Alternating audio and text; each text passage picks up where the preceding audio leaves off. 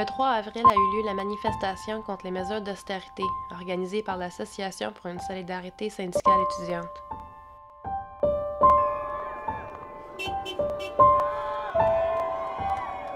Il y avait au-dessus de 40 000 étudiants en grève pour l'occasion. La manifestation de 15 000 personnes s'est bien déroulée pendant 2 heures de marche, jusqu'à ce qu'il y ait un affrontement entre l'anti-émeute et les manifestants. La tension est montée et ils ont chargé la foule, ils ont procédé à des arrestations, ils vont lancer la bombe assourdissante. Le photojournaliste pour le McGill Daily, Shane Murphy, a été atteint d'une balle en caoutchouc. It's just not right that we're supposed to feel safe by the police. Robert Frachon s'est fait projeter à terre par le SPVM alors qu'il prenait des photos. We see the ability here of authority to unleash this violence on the people. Pour nous offrir un point de vue d'expert, Stéphane Berthommet, ancien policier et auteur du livre Enquête sur la police. Moi, je pense qu'il y a une spirale en ce moment très dangereuse qui est en train de se mettre en place, une spirale de violence.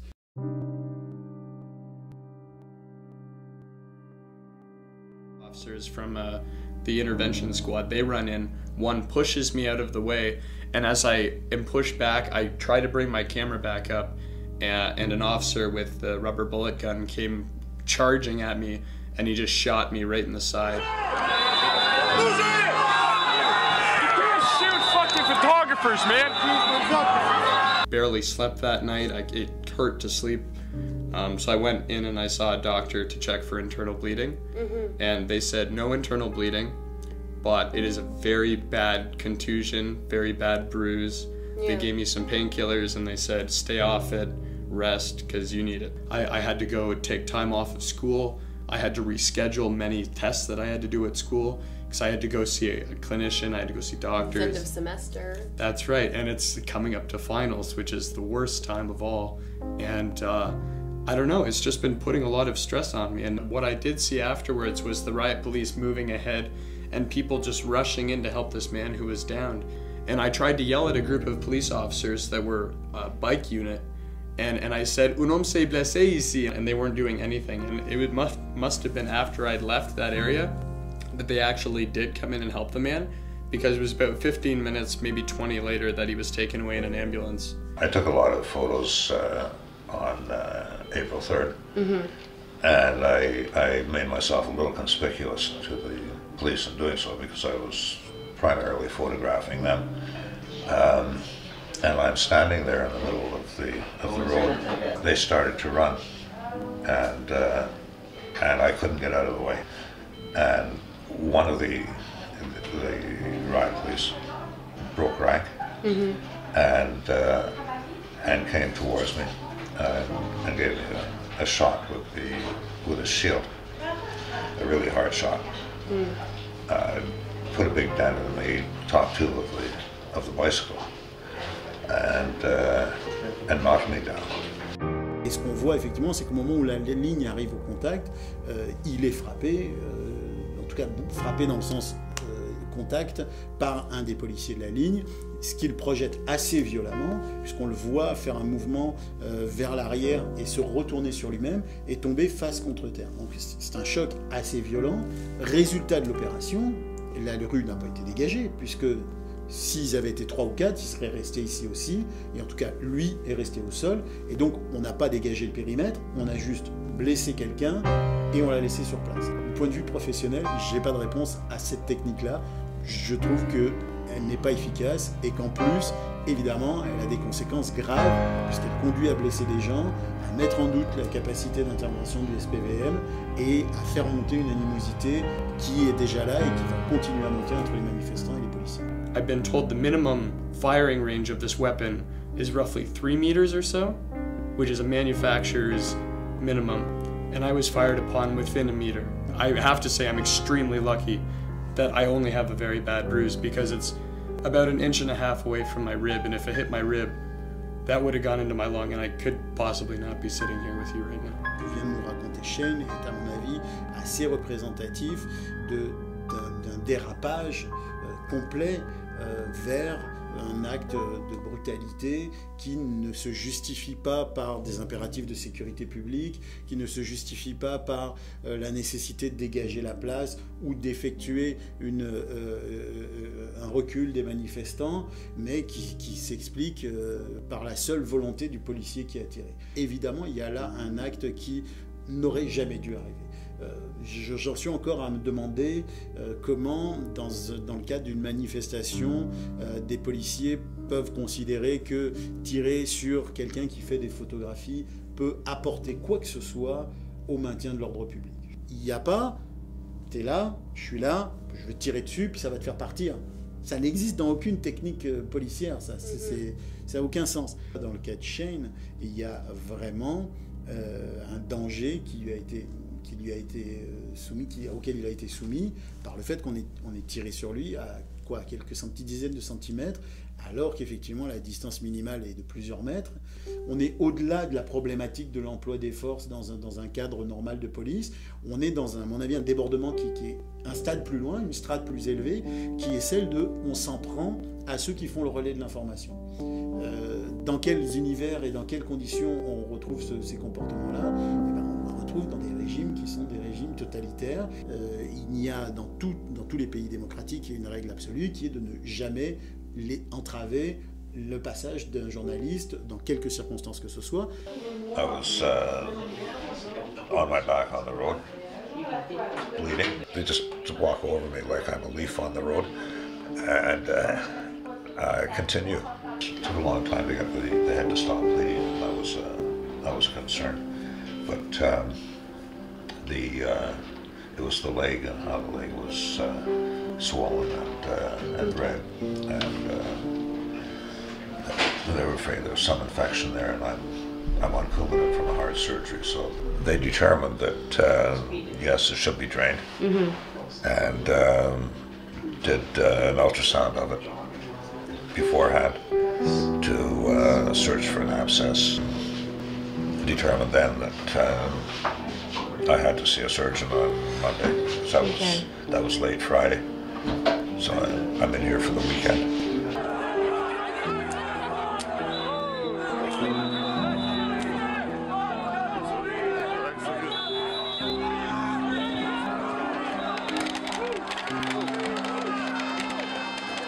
There was a police report that was filed at the hospital in Hotel Dieu the first night, which I requested. Sure. I think this particular officer should be perhaps charged with assault. It almost seems like they are free to use discretionary violence out there. Yeah. Or maybe these guys are out of control. Au final, le résultat social, il est très dommageable. Il est très dommageable parce qu'on a évidemment tout un tas de gens qui perdent confiance en l'autorité de la police et qui disent écoutez, quand on agit comme ça, on perd sa légitimité. Qui ne sont pas des gens qui sont idéologiquement marqués, mais qui vont le devenir et qui vont se radicaliser. Pourquoi? Parce qu'ils n'ont pas compris pourquoi on leur a donné des coups de bâton sur la tête alors qu'ils sortaient avec leur enfant dans une manifestation. Il y a ce qui s'est produit là, le 3. C'est des gens qui ont été agressés individuellement. Et là, on est vraiment en dehors de ça. On est vraiment en dehors du rapport de force institutionnel entre des groupes agités ou pas et des policiers agités ou pas. On est dans une attaque individuelle de part et d'autre. Il n'y a plus de policiers et il n'y a plus de manifestants. Il y a une agression d'un individu envers un autre individu.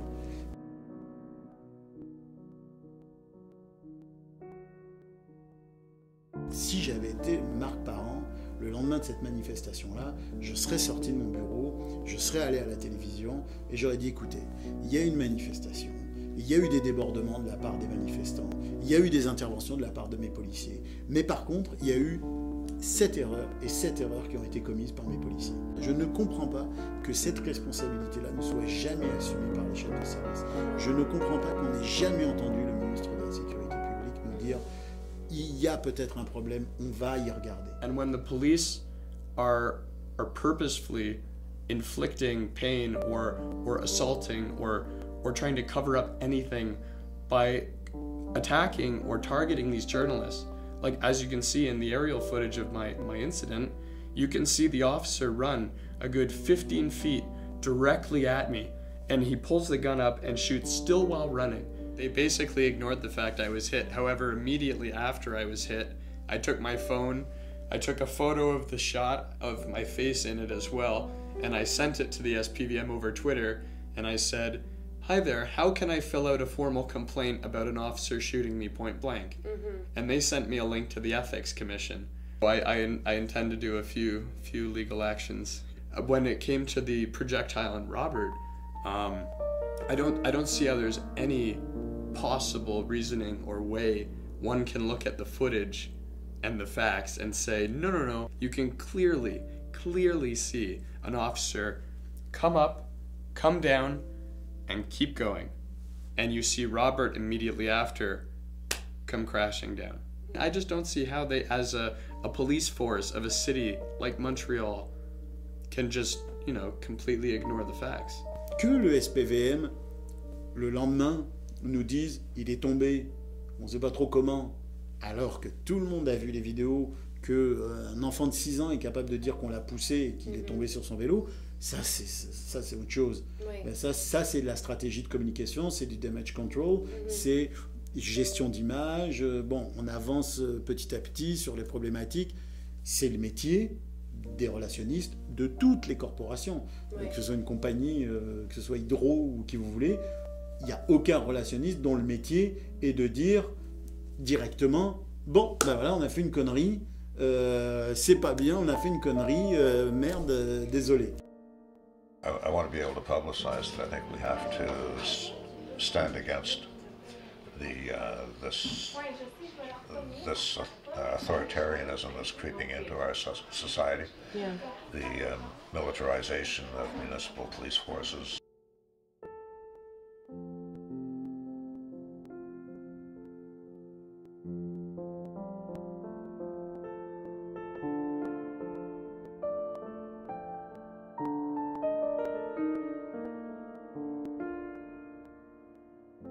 I find you a menace to our society.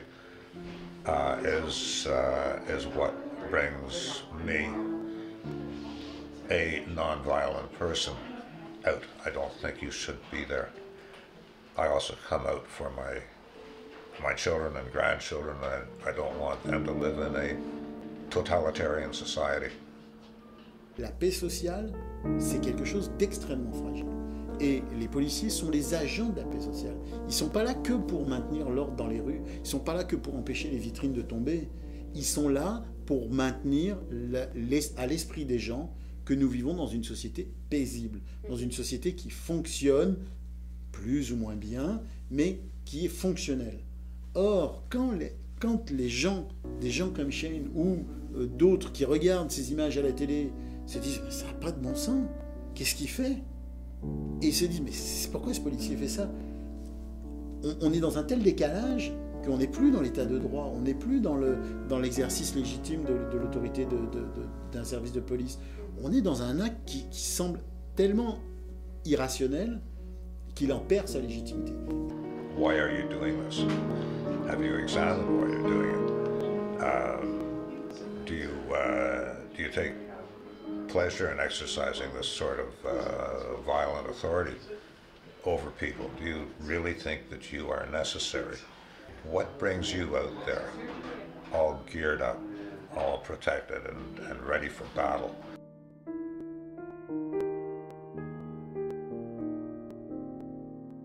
I think it's important of you to examine why you are out there. My own feeling is that you are sick individuals.